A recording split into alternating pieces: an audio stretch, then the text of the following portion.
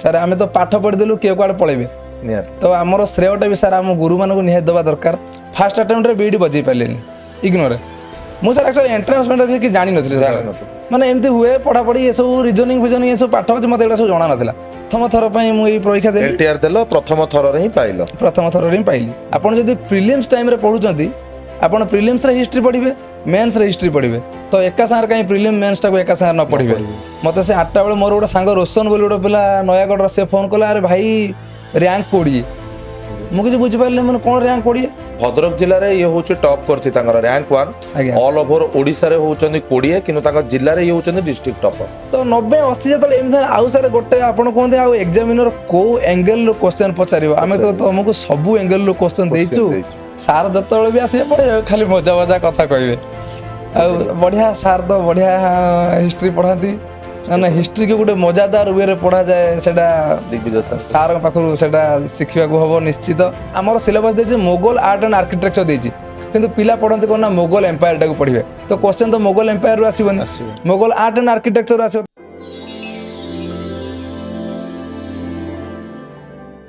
Hi friends समस्त को स्वागत करछि मु कुमार दिग्विजय आपण मानकु वेदांत टीचिंग यूट्यूब चैनल को बहुत सारा पॉडकास्ट आपण मानकर पढ़ी जो थे आपण मानकर बहुत सारा भल पाइबा आमको मिलला आपण माने भी देखिले केउ भली भाबरे जो माने आशाई एस्पिरेंट्स माने अछंती पर्टिकुलरली जो माने जूनियर टीचर हो एसएसबी टीजीटी हो बा एलटीआर पे प्रिपेयर होचनी सेमानकर स्ट्रेटजी कोन थिला या पूर्वरु रैंक 3 ठु आरंभ करी रैंक 500 पर्यंत बहुत सारा एस्पिरेंट जो माने एलटीआर कृतकार्य हेइतिले सेमानकु आमे माने डाकिथिलु। आज ठीक सही बळी जाजपुर जिल्लार पद्मलोचन साहू आम सहित अछंती जी की एलटीआर टीजीटी आर्ट्स एग्जाम रे 20th रैंक रखिकिरी वर्तमान गोटे तांकर हाई स्कूल टीचर हबार स्वप्न को साकार करछन।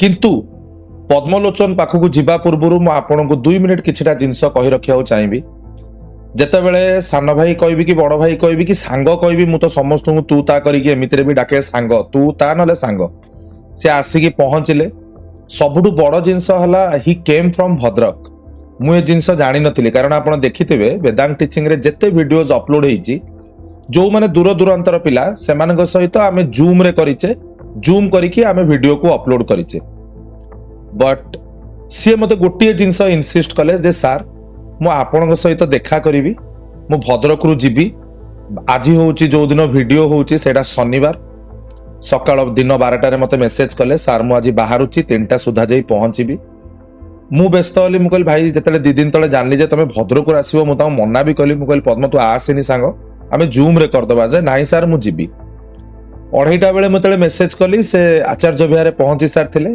तापरे 3टा अराउंड आसी पहुंचले एवं मते प्रथम कॉल आसिला जे सार मु एटी दी परटा दुकान किछि मिठा दुकान खोलिनी मिठा कोन नै कि मु जीवी अवश्य मन रे इच्छा ताए बिकलटे जेहेतु मु मिठा पुळाई खंडे खाइबी किंतु भद्रामी दृष्टि मु कोन नाही सान भाई तमे आणनी आसी पहुंचला भितरे मु काहेकि बहुत खुशी अछि बेली कहि दोचे तांग पाकु तो कैमरा फोकस हबो पहुंचला मात्रे मते सांगे सांगे कहले सार मु आपन को 6 वर्ष हबो चिन्हिची मोर मिसेस भी आपन को स्टूडेंट मोर साली भी आपन को स्टूडेंट आमे समस्ते आपन जेबे आगु ऑफलाइन ने जोटी पढौतले आमे सेठी पढौतलु तापरे हमर बयस को नेगी टिके कथावार्ता से आडू आमे जिबानी तो वर्तमान मु स्वागत करिवि सेही भाई कहि परिबि सांग कहि परिबि गोटे आपन मानक पई गोटे गाइडेंस रो पाथ मु कहि परिबि तो वर्तमान आमे स्वागत करिबा एलटीआर टीजीटी आर्ट्स रे 20 रैंक रखिथिबा पद्मलोचन साहू जहां को घर होउची जाजपुर।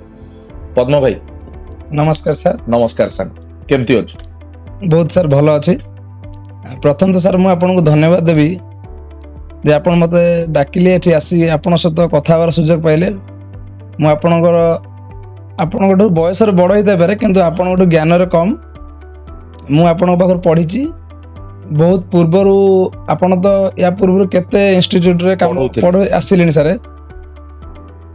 किंतु बहुत पिला एबेका पिला जो माने जान नथिया समय आपन पाख सहित मु परिचित से समय मु आपन पाखर पाठ पढिची तो मो फैमिली रे भी अन्य माने भी आपन पर पढिचंती तो आमे मु सर बहुत ग्रेटफुल फील कर जे आपन सामने रे बसी आज कथा होची कारण आपन सबले वीडियो रे यूट्यूब रे देखि कमेंट दिए मु आज सर आपन सामने रे बसी बहुत खुशी।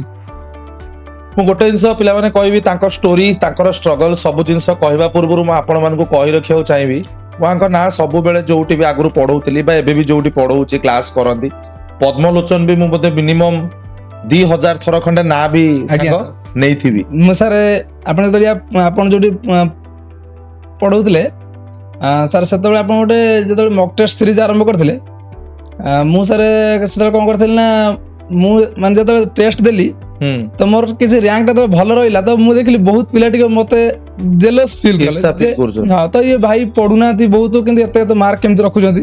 ମୁଁ ସେଠୁ ସାର୍ ଆପଣଙ୍କ ନାଁ ଚେଞ୍ଜ କରିଦେଇଥିଲି। ଆଚ୍ଛା ମୁଁ ନାଁ ଚେଞ୍ଜ କରି ମୋ ନାଁଟାକୁ ଓମ୍ ପ୍ରକାଶ ସାହୁ କରିଦେଇଥିଲି। ଆପଣ ସେଠି ଓମ୍ ପ୍ରକାଶ ନାଁରେ ବି ମତେ ବହୁତ ଥର ଡାକିଛନ୍ତି। ତ ମୁଁ ଏମିତି ସାର୍ ଦିନ ଗୋଟେ ଶନିବାର ଦିନ ମୁଁ ତ ଟିଚର ଅଛି ସ୍କୁଲରେ ଶନିବାର ଦିନ ମାନେ ପ୍ରଥମ ଥର କରି ମୁଁ ଯେବେ ଆପଣଙ୍କ ସହିତ କଥା ହେଇଥିଲି ସେ ତ ଅଫଲାଇନ ପରେ ମାନେ ଦୀର୍ଘ 7-8 ବର୍ଷ ପରେ ଯେତେବେଳେ ପ୍ରଥମ ଥର କଥା ହେଲି ଦିନ ଶନିବାର ସାର୍ ଥାଏ କ୍ଲାସ ହଉଥିଲା। ଆଚ୍ଛା ସେତେବେଳେ ଆପଣ ହିଷ୍ଟ୍ରିରେ ସେଦିନ ସାର୍ ଆମ ଯୋଉଦିନ ମକ୍ ଟେଷ୍ଟଟା ଥିଲା ଦିଲ୍ଲୀ ସଲ୍ତନତ ପରିଷଦ ଥିଲା ସେଇଦିନ ଚାଲିଥାଏ ତ ମୁଁ ଦେଖିଲି ସାର୍ କ୍ଲାସ କରୁଛନ୍ତି ସେଇଦିନ ଗୋଟେ ହ୍ୟାଣ୍ଡ ରେଜର ଗୋଟେ ଅପସନ ସାର୍ ସେ ଯୋଉ ମାନେ ଆପରେ ଥିଲା ତ ହଠାତ୍ ଆପଣ ସେଇ ଟାଇମରେ ହଠାତ୍ କିନା କହିଲେ କି କିଏ ଜଣେ ହ୍ୟାଣ୍ଡ ରେଜ କର ମାନେ ଆପଣ ଯେମିତି ସାର୍ ମାନେ ଉଦାହରଣ ଦେଇକି ଯୋଉ ପଢେଇଲା ଆପଣ କୁହନ୍ତି ମାନେ ସାର୍ ଆପଣ ସାଙ୍ଗ କହିଲୁ ଦେଖିବା ଏଇଟା ବୁଝିଲି କଣ ହବ କିଏ କହିବ ସାର୍ ଏମିତି ଯେତେବେଳେ କୁହନ୍ତି ଆପଣ ଯେତେବେଳେ କହିଲେ ସେଇଠୁ ମୁଁ ସାର୍ ଆକ୍ଚୁଆଲି ଜାଣିନଥିଲି ଯେ ହ୍ୟାଣ୍ଡ ରେଜର ମାନେଟା କଣ ମୋ ହାତଟା ଭୁଲରେ ବାଜିଗଲା। ଆପଣ ସାଙ୍ଗେ ସାଙ୍ଗେ ଦିଲ୍ଲୀ ସଲ୍ତନତର କଥାରୁ ସାଙ୍ଗେ ସାଙ୍ଗେ ଜମ୍ପ କରିଗଲେ ସେଠି ଗୋଟେ କିଏ ଗୋଟେ ପିଲା କଣ ପଚାରିଲା ଆପଣ ସାଙ୍ଗେ ସାଙ୍ଗେ ପଚାରିଲେ କଣ ପଲିଟି ନାଇଁ ସାର୍ ସେଇ ହିଷ୍ଟ୍ରିର ଆପଣ ସାଙ୍ଗେ ସାଙ୍ଗେ ପଳେଇଲେ ରିଙ୍ଗ ଫେନ୍ସ ପଲିସି ଠୁ ଆରମ୍ଭ କରିକି ସବସିଡିଆରି ଆଲାଏନ୍ସ ଏଇ ଯୋଉ ବ୍ରିଟିଶ ଆନେକ୍ସେସନ ବିଷୟରେ ପଚାରିଦେଲେ। ତ ମୁଁ ଯେତେବେଳେ ସାର୍ ଆପଣଙ୍କୁ କହିଲି ସବୁ କଥା ସେଇଠୁ ଆପଣଙ୍କର ସେଦିନ କମେଣ୍ଟଟା ଥିଲା କି ଯେ ଜଣେ ପିଲା ଯଦି ଏମିତି ଟିଚର ରହିକି ବହୁତ କିଛି ସମୟ ବାହାର କରି ସେ କ୍ଲାସ ବି କରିପାରୁଛି ମନେ ପଡୁଛି ଜାଣିପାରୁଛୁ ସାର୍ ପୁରୁଣା କଥା ହେଲା ଆଜ୍ଞା ତ ମତେ ବି ସାର୍ ସେବେଠୁ ଭାରି ଇନ୍ସପିରେସନ ଲାଗିଲା ଯେ ସାର୍ଙ୍କୁ ଆକ୍ଚୁଆଲି ଆମେ ତ ସିନା ଅନଲାଇନରେ କିଛି କହିପାରୁନୁ କିନ୍ତୁ ଏଇ ଯୋଉ ଜିନିଷଟା ଦ୍ୱାରା ସାର୍ଙ୍କ ସହିତ ଇଣ୍ଟରାକ୍ସନ କଲା ବେଳକୁ ମାନେ ଗୋଟେ ବହୁତ ମାନେ ଭଲ ଲାଗିଲା ଯେ ମୁଁ ସେଇଥିପାଇଁ ନା ସାର୍ ଯେତେବେଳେ କହିଲେ ମୁଁ ନା ଯିବି ସାର୍ଙ୍କ ପାଖକୁ ଟିକେ ଯାଇକି ସାର୍ଙ୍କ ସହିତ ନିହାତି କଥା ହେଇକି ଆସିବ ନହେଲେ ସାର୍ ଆମେ ତ ପାଠ ପଢିଦେଲୁ କିଏ କୁଆଡେ ପଳେଇବେ ତ ଆମର ଶ୍ରେୟଟା ବି ସାର୍ ଆମ ଗୁରୁମାନଙ୍କୁ ନିହାତି ଦେବା ଦରକାର। ମୁଁ ସେଇ ଜିନିଷକୁ ସାର୍ ଫିଲ୍ କରିକି ଆପଣଙ୍କ ପାଖକୁ କେବଳ ଆସିଲି। ବହୁତ ଖୁସି ଲାଗିଲା ପଦ୍ମଲୋଚନ ଏତେ ଜିନିଷ ଆପଣଙ୍କର ମନେ ଅଛି ଯୋଉଥିପାଇଁ ଆଜି ଏଠି ଆପଣ ବସିଛନ୍ତି ତାର କାରଣ ହଉଛି ଗୋଟିଏ ଜିନିଷ ଆପଣଙ୍କର ପରିଶ୍ରମ। କାରଣ ମୁଁ ପିଲାଙ୍କୁ କହି ରଖିବାକୁ ଚାହିଁବି ମତେ ମୁଁ ପିଲାଙ୍କୁ କହିବା ଅପେକ୍ଷା ମତେ ପଦ୍ମବାବୁ କୁହନ୍ତୁ ଆପଣଙ୍କର ଏଇ ଯୋଉ ହାଇସ୍କୁଲ ଟିଚର ଜର୍ଣ୍ଣି କେମିତି ଆରମ୍ଭ ହେଲା ଆପଣଙ୍କର କ୍ୱାଲିଫିକେସନ କଣ ବାପା ମା ଆପଣଙ୍କର କଣ କରନ୍ତି କଣ ପରିସ୍ଥିତି ମାନେ ଯଦି ମୁଁ ତ ଯେତିକି ଜାଣିଛି ଆପଣ ବୋଧହୁଏ 7 to 8 ଇୟର୍ସ ହବ ଅଲରେଡି ଜୁନିୟର ଟିଚରରେ ଅଛନ୍ତି 13 ବର୍ଷ ହେଇଗଲାଣି ତ 13 ବର୍ଷ ମାନେ ମୁଁ ଯଦି କହିବି ଆଜି 2026 ମାନେ 2012-13 ରୁ ଆପଣ 13 ରୁ ଜବ ରେ ଅଛନ୍ତି ତ କେମିତି କଣ ଜର୍ଣ୍ଣି କେମିତି ଆରମ୍ଭ ହେଲା ପୁଣି 13 ବର୍ଷ ଗୋଟେ ଜୁନିୟର ଟିଚର ରହିଲା ପରେ ହାଇସ୍କୁଲ ଟିଚର ପାଇଁ ପୁଣି କେବେଠୁ ମାଇଣ୍ଡରେ ଜିନିଷ ଆସିଲା କଣ ସେ କାହାଣୀ କେମିତି ଥିଲା? ଆଜ୍ଞା ସାର୍ ସାର୍ ଯେତେବେଳେ 2015-16 ପରେ ଆମେ ଯେତେବେଳେ ସାର୍ ଭଦ୍ରକରେ ଚାକିରି କଲୁ ସେତେବେଳେ ସାର୍ ଆକ୍ଚୁଆଲି ପ୍ରଥମ ଜିନିଷ ମତେ ପଦ୍ମବାବୁ କୁହନ୍ତୁ ଆପଣଙ୍କ ହାଇଏଷ୍ଟ କ୍ୱାଲିଫିକେସନ କଣ? ମୋର ହାଇଏଷ୍ଟ ସାର୍ ବିଇଡି ମୁଁ +3 ପରେ ବିଇଡି କରିଛି। +3 ଅନର୍ସ କଣ ଥିଲା? ମୋର ସାର୍ ଏଜୁକେସନ ଅନର୍ସ ଥିଲା। କୋଉଠୁ? ଉତ୍କଳ ୟୁନିଭର୍ସିଟି ମୁଁ ଡିଡିସି ରେ କରିଛି ସାର୍। ମୁଁ କହୁଛି ଡିଟେଲ୍ସରେ ଆପଣଙ୍କୁ କହିଦେବି ସବୁ। ସାର୍ ମୁଁ ଯେତେବେଳେ ମାନେ ସାର୍ ଭଲ ଆକ୍ଚୁଆଲି କହିବାକୁ ଗଲେ ଆମ ଗାଁରେ ମୁଁ ଭଲ ପାଠ ପଢ଼ାଏ। ଆଚ୍ଛା ମୁଁ ସ୍କୁଲରେ ବି ଭଲ ପଢୁଥିଲି ସ୍କୁଲରେ ଫାଷ୍ଟ। କୋଉ ଗାଁ ଘର? ଆମ ଘର ସାର୍ ହଉଛି ଦଶରଥପୁର ଅହିଆସ ପଲ୍ଲାସାହି ଗାଁ ଆମର। ଆଚ୍ଛା ବୁଝିଲି। ମୁଁ ସ୍କୁଲରେ ବି ସାର୍ ଭଲ ପଢେ ବୋଲି ଗାଁ ସାରା ସମସ୍ତେ କୁହନ୍ତି ଯେ ଭଲ ପଢିବ ପୁଅ। ଆଜ୍ଞା କୁହନ୍ତି କିନ୍ତୁ ସାର୍ ମୁଁ ଟିକେ ବଦମାସି କଲି ଯେତେବେଳେ ସେତେବେଳେ ବିଭିନ୍ନ ଆମେ ଛୋଟବେଳେ ସାର୍ ବୟସ ବଦମାସି ଯେତେବେଳେ କଲୁ ସାର୍ ମୁଁ ଜଷ୍ଟ ମେଟ୍ରିକ ପରୀକ୍ଷାରେ 61.87 ମାର୍କ ରଖିକି 800 ମାର୍କ ଯୋଉ ଅପସନାଲ ବ୍ୟାଚ୍ ଆମର ଥିଲା ମୋର ସାର୍ ଏତେ ଭଲ ରେଜଲ୍ଟ ହେଲାନି। ଆମର ଜଣେ ସାର୍ ଥିଲେ କରୁଣାକର ସାର୍ ସେ ମତେ କହିଲେ ଦେଖ ବାପା ତୋ ପାଖରେ ସେ ମୋର ଟିଚର ସେ ଇଂଲିଶ ଟିଚର। ଆଚ୍ଛା ମୁଁ ସାର୍ ବହୁତ ଖୁସି ଯେ ଆଜି ତାଙ୍କ ପୁଅ ମୋ ପାଖରେ ଟ୍ୟୁସନ ଅଛି। ତମର ଯେ ସ୍କୁଲରେ ଯେ ଟିଚର ସାର୍ ତାଙ୍କ ପୁଅ ତମ ପାଖରେ ଟ୍ୟୁସନ? ଆଜ୍ଞା ସାର୍ ଜଣେ ମାନେ ଆମ ସେ ଅଞ୍ଚଳର ଜୁଏଲ ସିଏ ବହୁତ ବଢିଆ ପଢାନ୍ତି। ତାଙ୍କ ପୁଅ ଆଜି ମୋ ପାଖରେ ଇଂଲିଶ ପଢୁଛି ସାର୍ ୟାଠୁ ଆଉ ବଡ କଥା ମୋ ଜୀବନରେ କିଛି ନାହିଁ ସାର୍। ବୁଝିଲି। ତ ସାର୍ ମୁଁ ଯେତେବେଳେ ସାର୍ ମତେ କହିଲେ କି ଏମିତି ଆରେ ବାପା ଯଦି ନ ପଢିବୁ ଜୀବନରେ ତୁ କଣ କରିବୁ? ସାର୍ ମୁଁ ଯେତେବେଳେ ପଢା ବଦମାସ କରୁଥିଲି 2 ମାସ ପଢାପଢି କରି ଯାହା ହଉ କଷ୍ଟ ମଷ୍ଟ ମେଟ୍ରିକରେ ଗୋଟେ ଫାର୍ଷ୍ଟ କ୍ଲାସ ସାର୍ ପାଇଗଲି। ମୁଁ ବହୁତ ଖୁସି ଗଲି ଯାହା ମୁଁ ବାପା ମା First division. ଫାର୍ଷ୍ଟ ଆମ ବେଳେ ସାର୍ ଡିଭିଜନ ଥିଲା ବହୁତ ବଡ ଜିନିଷ ଥିଲା। ଫାର୍ଷ୍ଟ ଡିଭିଜନରେ ମୁଁ ସେଠୁ ଭାବିଲି ସେବେଠୁ ସାର୍ ମୋ ମାଇଣ୍ଡରେ ପଶିଲା ନା ନା ମତେ ଯାହା ବି ମତେ ପଢିବାର ଅଛି। ମୋ ବାପା ସାର୍ ଚାଷ କରନ୍ତି ସୁରତରେ ରହିକି ସାର୍ କାମ କରୁଥିଲେ ବାପା ସୁରତରେ ଆଉ ବହୁତ ସାର୍ ପୁଅର ଫ୍ୟାମିଲିକୁ ବିଲଙ୍ଗ କରେ ସାର୍। ତାପରେ ଯେତେବେଳେ ଭଦ୍ରକ କଲେଜ ସାର୍ ମୁଁ +2 କମର୍ସ ପଢିଲି ମୁଁ ସେଠି ବି ସାର୍ ଯୋଉ ସାର୍ଙ୍କ ପାଖରେ ପଢିଲି ଜଣେ ଆମର ଜଣେ ସାର୍ ସରୋଜ ସାର୍ ଆଚ୍ଛା ସେ ବି ସାର୍ ମତେ ବହୁତ ହେଲ୍ପ କରିଛନ୍ତି ଏମିତିକି ଟ୍ୟୁସନ ଫିସ୍ ବି ମୁଁ ତାଙ୍କୁ ସାର୍ ଦେଇପାରେନି ନିଅନ୍ତିନି ସାର୍ ମତେ କହିଲେ କି ତୁ ଯେତେବେଳେ ପଢିପାରୁନୁ ଠିକ ଅଛି କିଛି ଅସୁବିଧା ନାହିଁ ପଇସା ପତ୍ର ଯଦି ନାହିଁ ତୁମର ଯାହା ଚାଷବାସ ହଉଛି ମତେ ଆଣି ଦବୁ ସାର୍ ମୁଁ ଭାରି ସାର୍ ବ୍ରାହ୍ମଣ ଲୋକ ମୁଁ ସାର୍ଙ୍କୁ ବିରି ଦେଇଦିଏ ଆଣିକି ମୁଗ ଦିଏ ଏମିତି ସବୁ ବିଭିନ୍ନ ପ୍ରକାର ଜିନିଷ ଦେଇକି ସାର୍ ବି ମତେ ସାର୍ ତାପରେ ସାର୍ ମୁଁ +2ରେ 81% ରଖିଲି +2 କମର୍ସରେ ସେତେବେଳେ ବି ସାର୍ ବହୁତ ବଡ ମାର୍କ ରଖିଥିଲି। ସେଇଠୁ ସାର୍ ପଢିବାରେ ବିଭିନ୍ନ ହଷ୍ଟେଲର ସିନିୟର ମାନଙ୍କ ପାଖରେ ମୋର ଜଣେ ଯିଏ ହଷ୍ଟେଲ ସିନିୟର ଥିଲେ ଅଜୟ ଭାଇ ସିଏ ମତେ ବହୁତ ହେଲ୍ପ କଲେ। ତ ମୁଁ ସାର୍ ଯେମିତି ସବୁ +2 ପାସ୍ ହେଇଗଲି ମୁଁ ଯେତେବେଳେ +3କୁ ଆସିଲି ସେତେବେଳେ ଭାବିଲି ମୁଁ ଚାର୍ଟାର୍ଡ କରିବି।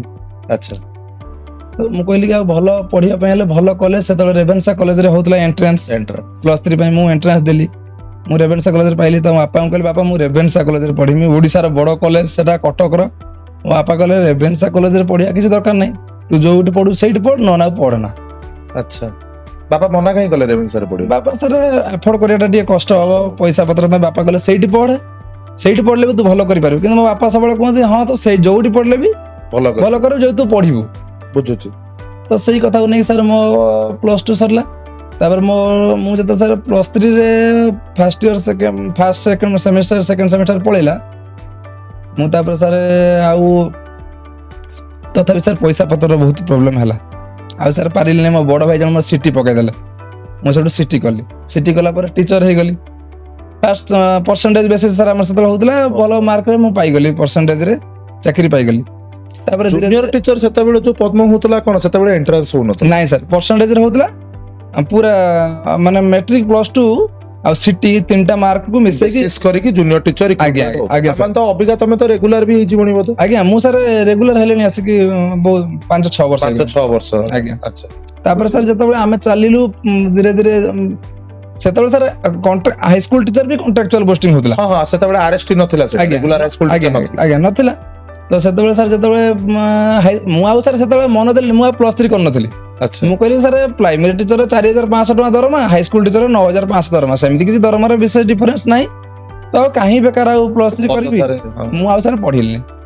ତାପରେ କିଛି ଦିନ ଯେତେବେଳେ ଗଲା ପରେ ପୁଣି ଦେଖିଲି ସାର୍ ଯେତେବେଳେ ମୋ ସାଙ୍ଗସାଥି ମୋର ଜଣେ ସାଙ୍ଗ ଅଛି ନୀଳ ସିଏ ସାର୍ ଯେତେବେଳେ +3 କଲା ପରେ ସେ ଯେତେବେଳେ ବିଇଡି ସାର୍ କଲା ମୁଁ ସେଠୁ ଭାବିଲି ମୁଁ ବି ବିଇଡି କରିବି କିନ୍ତୁ ମୁଁ ସାର୍ ମୁଁ ଆଉ ମନ ଦେଲିନି କିନ୍ତୁ ବିଇଡିଟା ହଉଛି ଇଗ୍ନୋର ପାଇଲା ପରେ +3 ଆମେ ସବୁ କଲୁ +3 ପରେ ଯେତେବେଳେ ବିଇଡି ଆମେ ସାର୍ କଲୁ ମୁଁ ଆଉ ଫାର୍ଷ୍ଟ ଆଟେମ୍ପ୍ଟରେ ବିଇଡି ବଜେଇ ପାରିଲିନି ଇଗ୍ନୋରରେ ମୁଁ ସାର୍ ଆକ୍ଚୁଆଲି ଏଣ୍ଟ୍ରାନ୍ସ କିଛି ଜାଣିନଥିଲି ମାନେ ଏମିତି ହୁଏ ପଢାପଢି ଏସବୁ ରିଜନିଂ ଏସବୁ ପାଠ ଅଛି ମତେ ଏଗୁଡ଼ା ସବୁ ଜଣା ନଥିଲା ସେମାନେ ଯେତେବେଳେ ପାସ୍ କରିଲେ ମୋ ମନ ଭାରି କଷ୍ଟ ହେଲା ମୁଁ ଗୋଟେ ବିଇଡି ଏଣ୍ଟ୍ରାନ୍ସ କ୍ୱାଲିଫାଇ କରିପାରିଲିନି ସମସ୍ତେ କୁହନ୍ତି ଇଏ ଗୋଟେ ଭଲ ପିଲା ଏ ଗାଁର ଏ କଲେଜରେ ଏତେ ଭଲ ପାଠ ପଢୁଥିଲା ଗୋଟେ ଏଣ୍ଟ୍ରାନ୍ସ କ୍ୱାଲିଫାଇ କରିପାରିଲେନି ମନ ସାର୍ ଟିକେ ଦୁଃଖ ହେଇଗଲା। ତାପରେ ସେ ମୋ ସାଙ୍ଗ ଯିଏ କହିଲା ଭାଇ ସେମିତି କଣ ଗୋଟେ ପରୀକ୍ଷା ତ ଜୀବନକୁ ବନ୍ଦ କରିଦବ ତ ମୁଁ ସାର୍ ପୁଣି 2 ବର୍ଷ ଗ୍ୟାପ୍ ଦେଲି ମୁଁ ଯୋଉ ଆମେ ଗୋଟେ ସାଙ୍ଗ ହେଇକି ଗୋଟେ ଜାଗାରେ ଦରମା କମ୍ ସାର୍ ଗୋଟେ ଜାଗାରେ ପଢଉଥିଲୁ କୋଚିଂ ଟାଇପ୍ରେ କରିକି ପଢଉଥିଲୁ ମୋ ସାଙ୍ଗ ଗୁଡୁ କହିଲା ତୁ ଦବୁ ଏକାଥରକ ଯଦି ଏଥର ନ ପାଇ ମତେ କହିବୁ ବୁଝିଲି। ମୁଁ ସେଠୁ ସାର୍ ଯେତେବେଳେ ଦେଲି ପରୀକ୍ଷା ଭଲ ମାର୍କ ରଖିକି 78 ମାର୍କ ରଖିକି ମୋର ବିଇଡିଟା ହେଇଗଲା। ବିଇଡି ହେଇଗଲା ପରେ ସେମାନେ ସାର୍ ଏଇ ଯୋଉ ନୀଳ ଯୋଉ ପିଲାଟି ମୁଁ କହିଲି ସିଏ ସାର୍ ଯେତେବେଳେ ହାଇସ୍କୁଲରେ ଚାକିରି କରିଗଲା ହାଇସ୍କୁଲରେ ପାଉ ସେ ଶିମିଳିପାଳ ଗୋଟେ ହାଇସ୍କୁଲରେ ଚାକିରି ପାଇଲେ ଆରଏସଟି ପାଇକି ସେ କଣ କଲା ନା ସାଙ୍ଗେ ସାଙ୍ଗେ ହେଡମାଷ୍ଟର ହେଇଗଲା। ତ ସାର୍ ଫେସବୁକରେ ଫଟୋ ସବୁ ଛାଡେ ଆମେ ବହୁତ ଇଣ୍ଟିମେଟ୍ ଫ୍ରେଣ୍ଡ ତ ମୁଁ ଦେଖିଲି ମୋ ସାଙ୍ଗଟା ଗୋଟେ ହାଇସ୍କୁଲ ଟିଚର ହେଲା ତ ମତେ ତ ମୁଁ ବି ହାଇସ୍କୁଲ ହେବି ଆଉ ତ ସେଇଠୁ ତା ଗୋଟେ ବର୍ଷ ପରେ ସାର୍ ମୋ ସାଙ୍ଗ ଏଇ ଯେ ଗୁଡୁ ଯିଏ ଆମେ ଯୋଉ ସାଙ୍ଗରେ କୋଚିଂ କରୁଥିଲୁ ସିଏ ସାର୍ ଯେତେବେଳେ ହାଇସ୍କୁଲରେ ପାଇଲେ ସାର୍ ଦୁର୍ଭାଗ୍ୟବଶତଃ ସେ ତାର ମାନେ ସାର୍ କଣ କହିଲେ ସବଜେକ୍ଟ କମ୍ବିନେସନକୁ ସେ କଟି ଯାଇଛି ନେଇକି ସେ ବହୁତ ବଢିଆ ମାର୍କ ରଖିକି ବହୁତ ବଢିଆ ମାର୍କ ସାର୍ କ୍ୱାଲିଫାଇ କରିଥିଲା କିନ୍ତୁ ସେ ସାର୍ ଜଏନ୍ କରିପାରିନି ଆଜି ପର୍ଯ୍ୟନ୍ତ ତାର କେସ୍ ଚାଲିଛି ସୁପ୍ରିମକୋର୍ଟରେ। ତ ସେବେଠୁ ସାର୍ ମନରେ ଗୋଟେ ଲାଗିଲା ଇଏ ଯେ ମୁଁ ହାଇସ୍କୁଲ ଟିଚର ହେବି।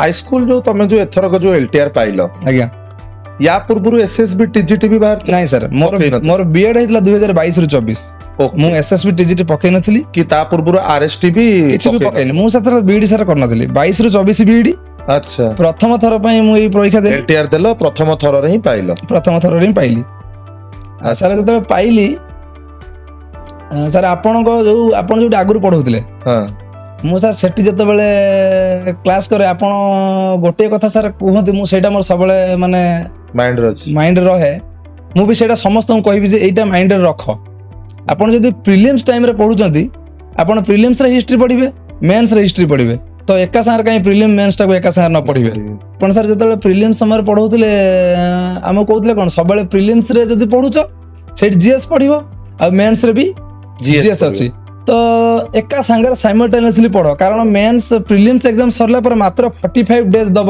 ମେନ୍ସ ପାଇଁ ସେତେବେଳେ ତୁମେ ଯଦି ନୋଟ୍ସ ବନେଇବ ବା ପଢିବ पड़िबो ତୁମେ ଆଉ ସମୟ ପାଇବ नाही ନାହିଁ ମୁଁ ସାର୍ ସେଇ ଜିନିଷଟାକୁ ଫଲୋ କଲି ନା ସାର୍ ଯାହା କହୁଛନ୍ତି ଠିକ କହୁଛନ୍ତି ମତେ ପ୍ରିଲିମ୍ସ ବି କ୍ୱାଲିଫାଏ କରିବାର ଅଛି ତାପରେ ସାର୍ ଆପଣ ଆଉ ଗୋଟେ ବଢିଆ ଇଣ୍ଟରେଷ୍ଟିଂ କଥା କୁହନ୍ତି ଦେଖ ଆର୍ଟ୍ସରେ ପ୍ରିଲିମ୍ସ କଟ ବହୁତ କମ ଯାଉଛି କାରଣ ଆର୍ଟ୍ସ ପିଲାଙ୍କର ମ୍ୟାଥମେଟିକ୍ସ ହୁଏ ନା हुए ତ ଯୋଉ ପିଲାଙ୍କର ମ୍ୟାଥରେ ଟିକେ ଷ୍ଟ୍ରଙ୍ଗ ପଏଣ୍ଟ ଅଛି ତ ତମେ ଜିଏସ୍ ଉପରେ ବେଶୀ ଧ୍ୟାନ ଦିଅ ଯେହେତୁ ସାର୍ ମୁଁ ମ୍ୟାଥ ଟ୍ୟୁସନ କରେ ତ ମୁଁ ଭାବିଲି ମୁଁ ଏଇ ସାରଙ୍କ କଥାଟାକୁ ପୁରା ଗୁରୁ ଜ୍ଞାନ କରି ଯଦି ମୁଁ ଚାଲିବି ତାହେଲେ ମତେ ମେନ୍ସ ବେଳକୁ ବହୁତ जिंस सुविधा हे जिवो ଇଜି ହେଇଯିବ ମୁଁ ସେଇଠୁ ସାର୍ ସେମିତି କଲି ମୋର ସାର୍ ପ୍ରିଲିମ୍ସରେ ବି ଭଲ 85 ପ୍ଲସ୍ ମାର୍କ ଥିଲା 85 ପ୍ଲସ୍ ମାର୍କ ଥିଲା ମୋର ପ୍ରିଲିମ୍ସରେ ତାପରେ ମୁଁ ସାର୍ ପ୍ରିଲିମ୍ସ ସମୟରେ ହିଁ ମେନ୍ସ ପାଇଁ ପୁରା ପଢାପଢି କରି ସବୁ ନୋଟ୍ସ ଫୋଟ୍ସ ରେଡି କରିଦେଇଥିଲି ଆପଣଙ୍କର ଆପଣ ତ ଇକୋନୋମିକ୍ସ ଆଉ ଆମର ହିଷ୍ଟ୍ରି ଦଉଥିଲେ ମେଟେରିଆଲ ସାର୍ ମୁଁ ଆପଣଙ୍କ ସେ ସମୟରେ ମେଟେରିଆଲ୍ସ କିଛି ରଖିନି ମୁଁ ସେଇ ସମୟରେ ମେଟେରିଆଲ ସାର୍ ମୋର ଏବେ ବି ଅଛି ଘରେ बुझिली ମୋ ପାଖରେ ଏବେ ବି ଯୋଉ ପିଲା ପଢିବା ପାଇଁ ନଉଛନ୍ତି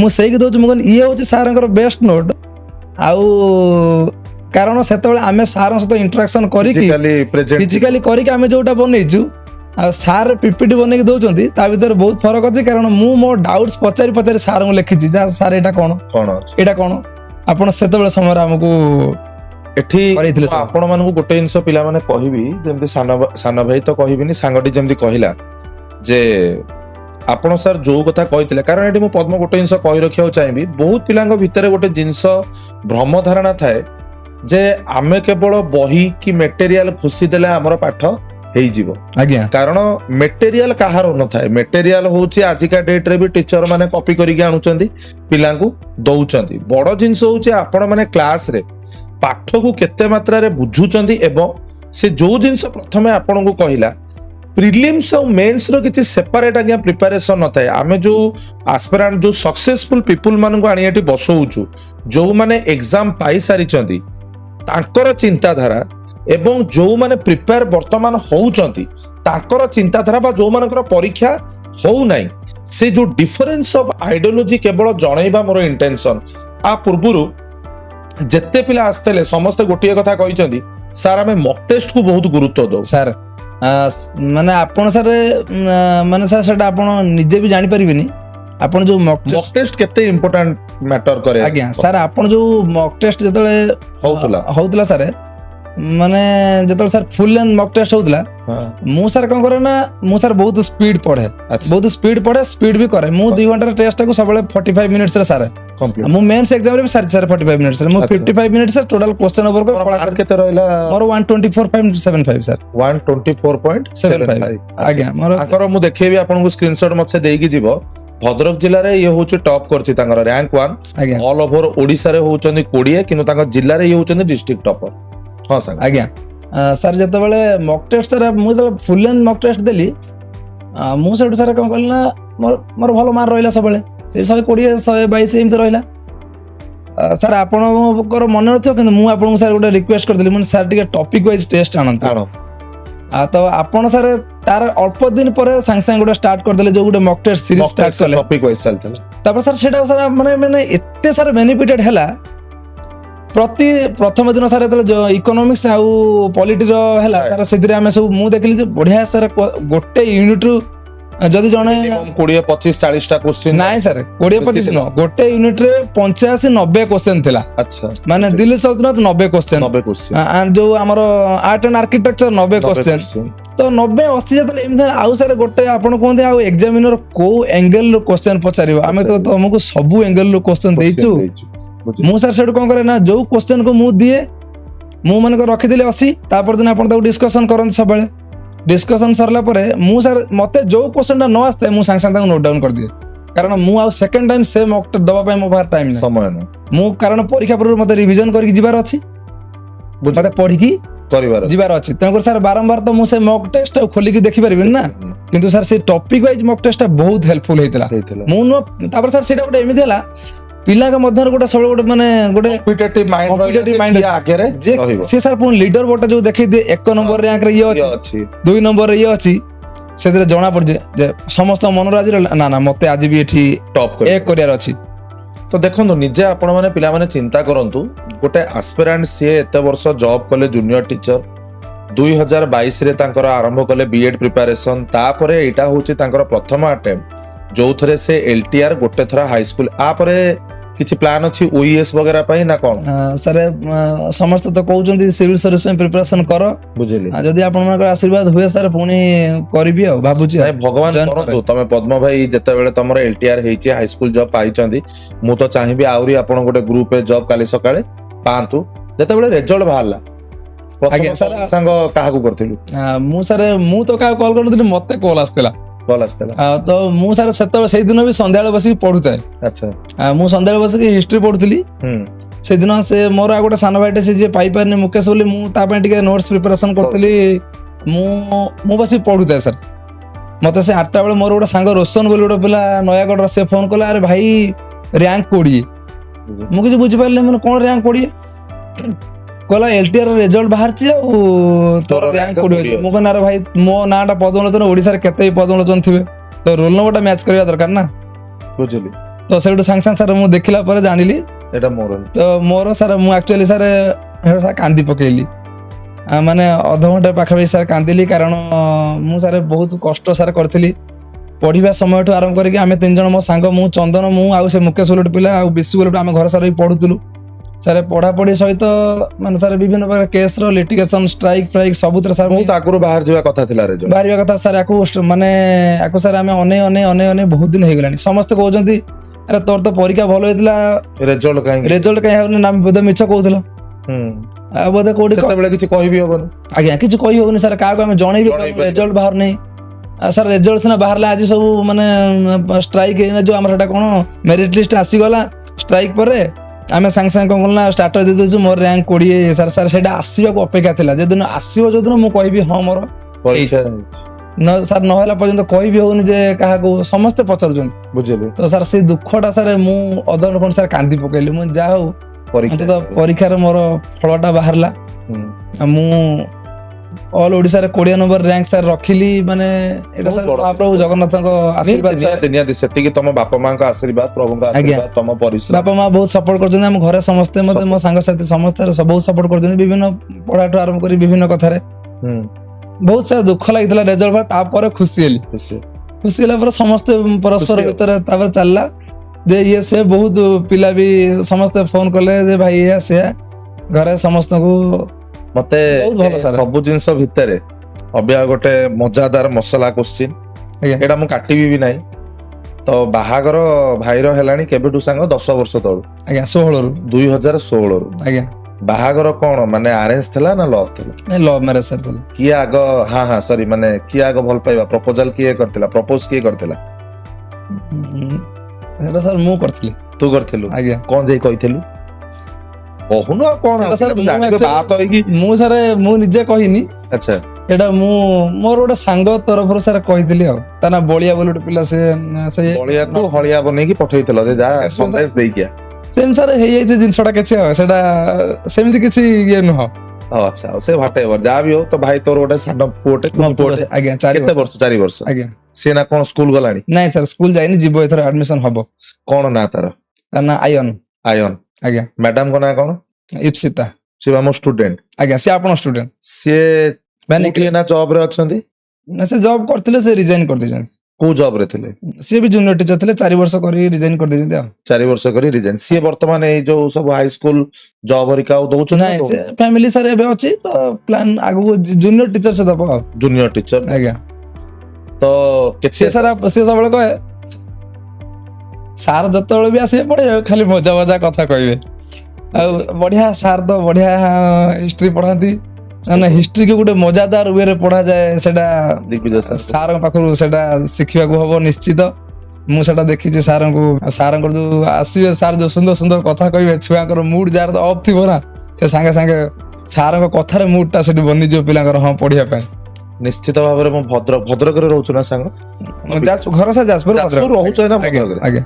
ତ ଭଦ୍ରକ ମୁଁ ଗଲେ ନିହାତି ଭାବରେ ଗୋଟେ ଥର ମଟନ ଭାତ ଖାଇକି ଆସିବି। ନିଶ୍ଚିତ ସାର୍। ମତେ ଖାଲି ଶେଷ ସନ୍ଦେଶ, ଯୋଉମାନେ ସାଙ୍ଗ ଆଗାମୀ ଦିନରେ SSB TGT ର କୁହାଯାଉଛି ନୋଟିଫିକେସନ ବାହାରିବ, ଗୋଟେ ସକ୍ସେସଫୁଲ ଆସ୍ପିରାଣ୍ଟ ଆକାରରେ ସଜେସନ୍ସ କଣ ରହିବ ସେଇ ଆସ୍ପିରାଣ୍ଟ ମାନଙ୍କୁ, ଯୋଉମାନେ ସାରା ଓଡ଼ିଶାରେ SSB TGT ହଉ, LTR ହଉ, RST ହଉ, OAVS ହଉ, ସେ ସବୁ ପାଇଁ ପ୍ରିପେୟାର ହଉଛନ୍ତି। ମେସେଜ କଣ ରହିବ, କେମିତି ସେମାନଙ୍କର ପ୍ରିପାରେସନ ରହିବା ଦରକାର, ଷ୍ଟ୍ରାଟେଜି କଣ ରହିବା ଦରକାର। ଏବଂ ତା ପୂର୍ବରୁ ମୁଁ ଗୋଟେ ଜିନିଷ ପଚାରିବି, ମୁଁ ଯେତେବେଳେ ଆସିକି ପଦ୍ମ ଭାଇ ବେଦାଙ୍ଗରେ ଜଏନ କଲି ବିଫୋର 7 months, ଆଜ୍ଞା ଆପଣ ବେଦାଙ୍ଗରେ ମୋ କ୍ଲାସ ଦେଖିଛନ୍ତି? ଆଜ୍ଞା ସାର୍, ମାରାଥନ ଆପଣ କରିଛନ୍ତି LTR ମେନ୍ସ ପୂର୍ବରୁ? ମେନ୍ସ ପୂର୍ବରୁ ଯୋଉ ସବୁ ମାରାଥନ ଦେଖିଛି। କରିଥିଲେ, ଆଜ୍ଞା। କ୍ଲାସ ସବୁ ଭଲ ଲାଗେ। ଆପଣ ସାର୍ ସେଟା ତ ଆମେ ସାର୍ ଆପଣଙ୍କ WhatsApp ଗ୍ରୁପ ରେ ବି ଅଛୁ ନା, ହ୍ୱାଟ୍ସଆପ ଗ୍ରୁପ ତ ଲିଙ୍କ ଆସେ ସେଥିରେ। ଆପଣ ସେଇଥିରେ କହିଥିଲେ ଦେଖ। ମୁଁ ଯୋଉ ଚ୍ୟାନେଲ କୁ ଜଏନ କରିବି, ମୁଁ ପିଲାମାନଙ୍କ ହାତ କେବେ ଛାଡିବିନି। ଛାଡ଼ିବି। ତ ମୁଁ ଯୋଉଥିରେ ଜଏନ କରିବି, ମୁଁ ନିହାତି କିଛି ନା କିଛି ପିଲାମାନଙ୍କ ପାଇଁ କରିବି। ତ ଆମେ ସେଟା ସେତେବେଳେ ପରୀକ୍ଷା ପୂର୍ବରୁ ଆଜ୍ଞା କରିଛୁ ସବୁ। ତ ମତେ ଖାଲି ଗୋଟିଏ ଲାଷ୍ଟ ମେସେଜ ଆମ ଫ୍ରେଣ୍ଡସ୍ ମାନଙ୍କୁ କଣ ରହିବ, ଯେ ଯୋଉମାନେ ପ୍ରିପେୟାର ହଉଛନ୍ତି ସେମାନଙ୍କର କଣ ଲକ୍ଷ୍ୟ ରହିବା ଦରକାର, ଆଜ୍ଞା ସାର୍। କେମିତି ଷ୍ଟ୍ରାଟେଜି ରହିବା ଦରକାର? ଆଜ୍ଞା ସାର୍, ମୁଁ ଏଇଟା ବି ଆପଣଙ୍କ ପାଖରୁ ଶିଖିଛି ସାର୍। ମୁଁ ଏଇଟା କହିବି ସାର୍, ଆପଣ ଯୋଉଟା ବି ସବୁବେଳେ କୁହନ୍ତି ଯେ ପିଲାମାନେ ସିଲାବସର ଯୋଉ ପାର୍ଟକୁ ଛାଡି ଦଉଛନ୍ତି, ପ୍ରଥମେ ତୁମେ ସେଇ ପାର୍ଟକୁ ପ୍ରିପାରେସନ କର। ମାନେ ମୋର ଏଇଟା ପ୍ରଥମ ସଜେସନ। ମାନେ ଯେମିତିକି ସାର୍ ହିଷ୍ଟ୍ରିରେ ପିଲା ବହୁତ ପିଲା ଛାଡି ଦିଅନ୍ତି, ଆନସିଏଣ୍ଟ ହିଷ୍ଟ୍ରିର ଆର୍ଟ ଆଣ୍ଡ ଆର୍କିଟେକ୍ଟକୁ ଛାଡି ଦିଅନ୍ତି। ତ ପିଲା ସାର୍ ପଢୁଛନ୍ତି ବି ଠିକ, କିନ୍ତୁ ଗୋଟେ ଠିକ ବାଟରେ ହିଁ ପଢୁନାହାନ୍ତି ସାର୍। ଯେମିତିକି ସେମାନଙ୍କର ଡାଉଟ୍ସ ବି ରହୁଛି ଯେ ନା ସାର୍ କଣ ଯାହା ପଢୁଛନ୍ତି ପରୀକ୍ଷାରେ ପଡିବ। ଯେମିତି ସାର୍ ମନେକର ଆମର ସିଲାବସ ଦେଇଛି ମୋଗଲ ଆର୍ଟ ଆଣ୍ଡ ଆର୍କିଟେକ୍ଚର ଦେଇଛି, କିନ୍ତୁ ପିଲା ପଢନ୍ତି କଣ ନା ମୋଗଲ ଏମ୍ପାୟାରଟାକୁ ପଢିବେ। ତ କ୍ୱେଶ୍ଚନ ତ ମୋଗଲ ଏମ୍ପାୟାରରୁ ଆସିବନି, ମୋଗଲ ଆର୍ଟ ଆଣ୍ଡ ଆର୍କିଟେକ୍ଚର ଆସିବ। ତ ଆପଣ ପଢିଲା ବେଳେ ଏଇ କଥା କୁହନ୍ତି। ତ ମୁଁ କହିବି ସାର୍, ସିଲାବସରେ ଯାହା ଦେଇଛି ସେଇ ଅନୁସାରେ ପ୍ରିପାରେସନ ହୁଅ, ଆଉ ସାର୍ଙ୍କ ଉପରେ ବିଶ୍ୱାସ ରଖ। ଆପଣ ଯେକୌଣସି ସାର୍ଙ୍କୁ ଫଲୋ କରୁଛନ୍ତି, ମୁଁ ଆପଣଙ୍କୁ ଫଲୋ କରୁଥିଲି, ତ ଆଉ କୋଉ ପିଲା କୋଉ ସାର୍ଙ୍କୁ ଫଲୋ କରୁଥିବ, ତ ଯୋଉ ସାର୍ଙ୍କୁ ଫଲୋ କରୁଛନ୍ତି, ତ ସେ ସାର୍ ଆମଠୁ ସେତିକି ଏକ୍ସପିରିଏନ୍ସ ବୋଲି ସେମାନେ ଆମକୁ ପଢଉଛନ୍ତି। ତ ସେମାନେ କଣ ସାର୍ କେବେ ପିଲାମାନଙ୍କର ଭୁଲ ଜିନିଷ ଦେବେ କି? ତ ପ୍ରଥମ କଥା, ସାର୍ ମାନଙ୍କ ଉପରେ ଟ୍ରଷ୍ଟ ରହିବା ଦରକାର। ଆଉ ଯୋଉ ଜିନିଷକୁ ଆପଣ ଭାବୁଛନ୍ତି ଏଇ ଜିନିଷଟା କଷ୍ଟ ବୋଲି, ଆଗେ ତାକୁ ସେଇ ପଏଣ୍ଟଟାକୁ ଆଗେ ପଢନ୍ତୁ। ଯୋଉଟା କି ମୁଁ ସବୁବେଳେ କହେ କି ଯୋଉଟା ଆପଣଙ୍କର ୱିକନେସ୍, ଆଜ୍ଞା, ଆଗ ସେଇ ଗୋଟାକୁ ବେଶୀ ମାତ୍ରାରେ ଟାର୍ଗେଟ ଫୋକସ କଲେ ସାର୍ ଆମକୁ ପରୀକ୍ଷା ସାର୍ ଆମକୁ କିଛି ବୋକେଇ ଯିବନି, ପକେଇଯିବ। ବହୁତ ମାନେ ଆମକୁ ଇଜି ହେଇଯିବ। ତାପରେ ସାର୍ ସଫଳତା ତ ଗୋଟେ ଦିନରେ ମିଳିବନି, କିନ୍ତୁ ସଫଳତା ନିଶ୍ଚୟ ଗୋଟେ ଦିନ ମିଳିବ। ମାନେ ଯେମିତି ସାର୍ ଯୋଉଟା ଗୋଟେ କୁହାଯାଇନି, ଅବଦୁଲ କାଲାମ ଯେମିତି କହିଥିଲେ, the last stroke of the hammer breaks the stone, but the first stroke is not useless. ତେଣୁକରି ଆମକୁ କଣ୍ଟିନ୍ୟୁଅସଲି ଏଫର୍ଟ ଲଗେଇବାକୁ ପଡିବ। ମାନେ ଦେଖନ୍ତୁ ପିଲେ, ଏଠି ଯେତେ ପିଲାଙ୍କୁ ମୁଁ ପଦ୍ମ ଡାକିଛି, କୋଉଠି ନା କୋଉଠି ଏଟା ମୁଁ ଗର୍ବରେ କହିବିନି ଯେ ସେମାନେ ମୋ କଥାକୁ ମନେ ରଖିଛନ୍ତି କି କଣ, କାରଣ ମୁଁ ବି ସାଙ୍ଗ କୋଉଠୁ ନା କୋଉଠି ଜିନିଷ କଣ ଶିଖିଛି ବୋଲି ଆଜି ତମକୁ କହୁଛି। କାଲି ତମେ ଆଉ 5 ଜଣଙ୍କୁ କହିବ। ଯେତିକି ଜିନିଷ ମୁଁ ଆପଣ ମାନଙ୍କୁ ପରୀକ୍ଷା ପାଇଁ ପିଲେ କହିଛି, ମକ୍ ଟେଷ୍ଟ କର, ଡିଫିକଲ୍ଟ ପାର୍ଟ କୁ ଆଗ ଟାର୍ଗେଟ କର, ସିଲାବସ କୁ ପ୍ରପର ୱେରେ କଭର ଅପ୍ କର, ପ୍ରିଭିୟସ୍ ଇୟର କ୍ୱେଶ୍ଚିନ୍ କୁ ଭଲ ଭାବରେ ପଢ। ଆଜ୍ଞା, ଯେତେ ଆସ୍ପିରାଣ୍ଟ ଦେଖନ୍ତୁ ଯୋଉମାନେ ପରୀକ୍ଷା ପାଇକି ଏଠି ବସିଛନ୍ତି, ସମସ୍ତେ କୋଉଠି ନା କୋଉଠି at the end of the podcast ସେମାନଙ୍କର ସେମ୍ ଗୋଟିଏ ସେଣ୍ଟେନ୍ସ, ଯେ ଏଇ କଥା ସାର୍ ଆମକୁ କହିଥିଲେ, ଆମେ ଏଇ ଜିନିଷ ଫଲୋ କରୁ। ଆଉ ଗୋଟେ ସାର୍ ଆପଣ ଆଉ ଗୋଟେ କଥା ବି ସାର୍ କୁହନ୍ତି, ସବୁବେଳେ ନୋଟ୍ସ ଟାକୁ ନିଜେ ବନେଇବାକୁ ଚେଷ୍ଟା କର। ଦ୍ୟାଟ କି ଆପଣ ପରୀକ୍ଷା ପୂର୍ବରୁ ଆପଣ ରିଭିଜନ କଣ କରିବେ, ନା କି ଆପଣ ପରୀକ୍ଷା ମେଟେରିଆଲ ଦେଖିପାରିବେନି, କି ଆପଣଙ୍କ ପାଖରେ ଆଉ 30 ଘଣ୍ଟା ସମୟ ନଥିବେ ଯେ ବସିକି ୟୁଟ୍ୟୁବରେ ଭିଡିଓ ଦେଖିବେ। ତେଣୁକରି ଆପଣ ନୋଟ୍ସ ଟା ପରୀକ୍ଷାର 5 ଦିନ ପୂର୍ବରୁ ଆପଣ ଯୋଉ କହିଥିଲେ କିଛି ପଢିବନି, ମାଇଣ୍ଡ କୁ ରିଲାକ୍ସ ରଖିବ, କେବଳ ନୋଟ୍ସ ପଢିକି ଯିବ। ଯେ ମୁଁ ଯାହା ପଢିଛି, ମୁଁ ତ ସାର୍ ଏଇଆ ଭାବେ ଯେ ମତେ ଯୋଉଟା ଆସିବ ସେଟା କାହାକୁ ଆସିବନି। ଏଇଟା ବି ମୁଁ କ୍ଲାସରେ ମୁଁ ସାର୍ ଆପଣ ଯୋଉଟା କହିଛନ୍ତି, ମୁଁ ସେଟା ସାର୍ ଭାବି ଦେଇଛି ପୁରା। ଏଇଟା ମୁଁ ବି ସବୁବେଳେ ସାର୍ କହେ ଯେ ମତେ ଯୋଉଟା ଆସୁନି ସେଟା କାହାକୁ ଆସିବନି ଆସିବନି। ଯଦି ମୁଁ ଗୋଟେ ଏତେ ଭଲ ପିଲାଟା ହେଇକି ମତେ ଆସୁନି ଆସୁନି ତ ବହୁତ ପିଲାଙ୍କୁ ଏଟା ନିହାତି କଷ୍ଟ ଲାଗୁଥିବ ଯୋଉମାନେ ସିରିୟସଲି ପ୍ରିପେୟାର ହଉଛନ୍ତି ଆଜ୍ଞା ତ ଆସୁନଥିବ ସେଇଥିପାଇଁ ନିହାତି ଆମକୁ କିନ୍ତୁ ସାର୍ ଗୋଟିଏ କଥା ଯଦି ଆମକୁ ପରୀକ୍ଷାରେ ପାଇବାର ଅଛି ଆମକୁ ସିଲାବସର ସବୁ ଜିନିଷକୁ ପାର୍ଟ ପାର୍ଟ କରିକି ଟାର୍ଗେଟ କରି କିନ୍ତୁ ସବୁଦିନ ପଢିବାକୁ ପଡିବ ପଢିବାକୁ ପଡିବ ସିଲାବସରେ ଆମର 7ଟା ଜିନିଷ ଦେଇଛି ଆମକୁ ମିନିମମ୍ ତ ସାର୍ 7 ଘଣ୍ଟା ପଢିବାକୁ ପଡିବ ପଢିବାକୁ ପଡିବ 7 ସବଜେକ୍ଟକୁ 7 ଘଣ୍ଟା ତାପରେ ଯିଏ ପଢିପାରିଲେ ତ ସୋଫାର ସୋ ଗୁଡ୍ ନହେଲେ ସାର୍ ପରୀକ୍ଷା ହବ ହବନି ଏଇଟା କିନ୍ତୁ ପୁରା ଲେଖା ଜଣେ କହିବ ଯେ ହାପା ଜାଣିଲି ମୁଁ ପଢିକିରି ଟିକେ ଖାଇଯିବି। ହିଷ୍ଟ୍ରି ଅଳ୍ପ ଟିକେ ପଢିଦେବି ଜୋଗ୍ରାଫି ଟିକେ ପଢିଦେବି ସେ ସେମିତି ସାର୍ ହବ। ହେଇପାରିବନି କୋଉଠି ନା କୋଉଠି ଆପଣ ସାର୍ ମୁଁ ଯେମିତି ପ୍ରିଲିମ୍ସ ଏକ୍ସାମ ରଖିଥିଲି ମନେକର 85+ ମୁଁ ଭାବିଥିଲି ଯେ ପ୍ରିଲିମ୍ରେ ଯେତେ କଟଅଫ୍ ଯାଉ ମୋର କ୍ଲିୟର ମୁଁ ଯେତେବେଳେ ମେନ୍ସ ଏକ୍ସାମ ଦେଖି 120+ ସାର୍ ସ୍କୋର ହେଇଗଲା ମୁଁ କହିଲି ମେନ୍ସରେ କଟଅଫ୍ ଯାହା ବି ଯାଉ ମୋର ଚାକିରି ଥୁଆ ନା ସାର୍ ଆଉ ମାନେ ୟା ଛଡା ଆଉ କିଛି ବାଟ କିଛି ନାହିଁ ନାହିଁ ସେ ଯୋଉ କନଫିଡେନ୍ସ ରେ ସେ ଭାଇଟି କହୁଛି ସେ କନଫିଡେନ୍ସ ଆଜ୍ଞା ଗୋଟେ ରାତିରେ ଆସେନି ସେ କନଫିଡେନ୍ସ ଆସିବା ପାଇଁ ବହୁ ଦିନ ବହୁ ରାତି ପରିଶ୍ରମ କରିବାକୁ ପଡେ ତ ଏଠି ଏମାନେ ଯେତେ ଆସୁଛନ୍ତି ମୁଁ ବି ଏଥିରୁ ବହୁତ ଜିନିଷ ଶିଖିବାକୁ ପାଉଛି ମତେ ବି ଖୁସି ଲାଗୁଛି ଯେ ମୁଁ କହିଥିବା କଥାକୁ ସେମାନେ ଏତେ ସୁନ୍ଦର ଭାବରେ ମାନିଛନ୍ତି ତେବେ କାହିଁକି ପରୀକ୍ଷା ହବନି ଆପଣ ମାନେ ନିଜେ ଦେଖନ୍ତୁ ଚାକିରି କରି 10 ବର୍ଷ 12 ବର୍ଷ ମ୍ୟାରେଡ୍ ଲୋକ 4 ବର୍ଷର ଛୁଆ ଚାକିରି କରିଛନ୍ତି ପଇସା ନିଜେ ରୋଜଗାର କରୁଛନ୍ତି ତାପରେ ବି he tried and he got the success in the first attempt ଏ ଜିନିଷ ଗାଇସ୍ ସେତିକି ବେଳେ ହବ ଯେତେବେଳେ ଆପଣଙ୍କର ଲକ୍ଷ୍ୟ ହାସିଲ କରିବାର ମାର୍ଗ ଠିକ ଥିବ ଯେତେବେଳେ ଆପଣମାନଙ୍କ ଭିତରେ ସେ ଉଦ୍ୟମ ଥିବ ଯେ ହଁ ମତେ କରିବାର ଅଛି ତେଣିକି ହିଁ ଯାଇକି ଆପଣମାନେ ଗାଇସ୍ ସେ ସକ୍ସେସ୍ ପାଇପାରିବେ ତେବେ ଆଜିର ଏ ପୋଡକାଷ୍ଟରୁ ନିହାତି ଭାବରେ ମତେ ତ ଗାଇସ୍ ବହୁତ ଖୁସି ଲାଗିଲା ତ ମାନେ ସେ ଯୋଉ ୱେରେ କହିଲେ ଯେମିତି ସେ ଆସିଲେ ଦେଖା ହେଲେ କଥା ହେଲୁ ମିଠା ବି ଖାଇଲୁ ତ ବହୁତ ବହୁତ ଧନ୍ୟବାଦ ପଦ୍ମଲୋଚନ ଆମ ସହିତ ନମସ୍କାର। ଆସିଥିବାରୁ ଦେଖା କରିଥିବାରୁ ତ ଗାଇସ୍ ଏଇଭଳି ଭାବରେ ଆପଣ ମାନେ ମଧ୍ୟ ପରିଶ୍ରମ କରନ୍ତୁ ଆମକୁ ଫଲୋ କରନ୍ତୁ ବେଦାନ୍ତ ଟିଚିଂ ଆପଣମାନଙ୍କ ପାଇଁ ସବୁ ପ୍ରକାର ଟିଚିଂ ଏକ୍ସାମ ଟିଜିଟି ପାଇଁ ହଉ ଜେଟି ପାଇଁ ହଉ ଆରଏସଟି ପାଇଁ ହଉ ଗାଇସ୍ ନେଇ ଆସିଛି ସମସ୍ତେ ଆପଣମାନେ ଯୋଉମାନେ ଆମର ଚ୍ୟାନେଲକୁ ଭଲ ପାଉଛନ୍ତି ଯଦି ଲାଗୁଛି ଆମେ ମାନେ ଆପଣମାନଙ୍କୁ କୌଣସି ଭଲ ଜିନିଷ ବା ଗୁଡ୍ ନମ୍ବର ଅଫ୍ କ୍ଲାसेସ୍ ପ୍ରୋଭାଇଡ କରୁଛୁ ଚ୍ୟାନେଲକୁ ସବସ୍କ୍ରାଇବ କରନ୍ତୁ ପୁଣି ଦେଖା ହବା ଗୋଟେ ସୁନ୍ଦର ପୋଡକାଷ୍ଟରେ ଏଇଭଳି ଜଣେ ସଫଳତାକୁ ହାସିଲ କରିଥିବା ଆଉ ଏକ ଆସ୍ପିରାଣ୍ଟଙ୍କ ସହିତ ଆଜି ପାଇଁ ଏତିକି ଜୟ ଜଗନ୍ନାଥ ସି ୟୁ ସୁନ୍